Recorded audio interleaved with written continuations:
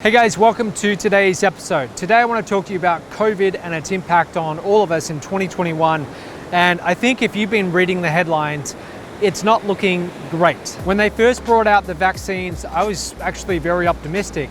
And having done my first event just a week ago, we had people come in from Canada, we had some people here in Costa Rica, we had people come in, and I was excited that even though there were restrictions, people were still traveling. Since then, in Canada at least, they have really cracked down. The Prime Minister of Canada has just announced, from what I understand, that you can't exactly travel to tropical sunny destinations or something like that. They've really put the restrictions on.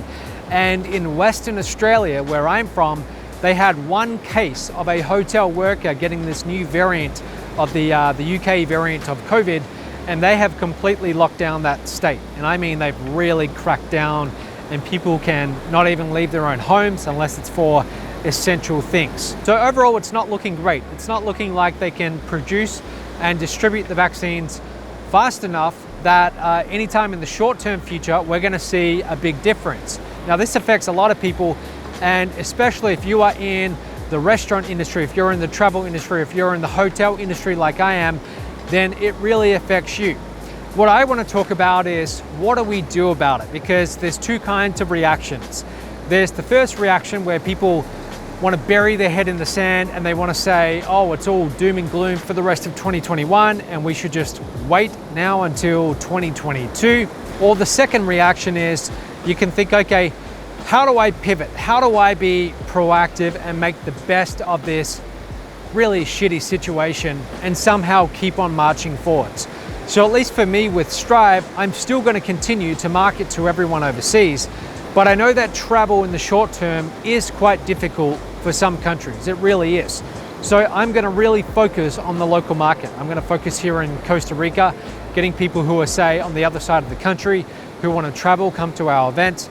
I'm going to really focus on that, and also our online courses that we're doing. Our online courses that we offer, people can still get those, they can consume those wherever they are, and they can still keep on joining Strive.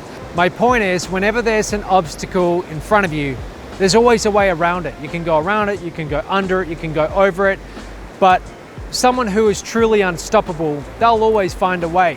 And so you've got to learn to think like that. And how do you do that? Well, first of all, you don't respond to adversity with a statement, which is what most people do.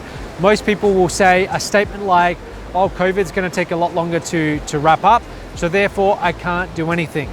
That's a statement. A better way of addressing that obstacle is to respond with a question. How do I get around this? How do I pivot? How do I find another way to achieve my goal despite all these obstacles? So by asking a question, now your mind begins to search for an answer. Now you start to look around you and you start to notice things that you didn't see before, ways that you can achieve your goal, ways that you can overcome the obstacle.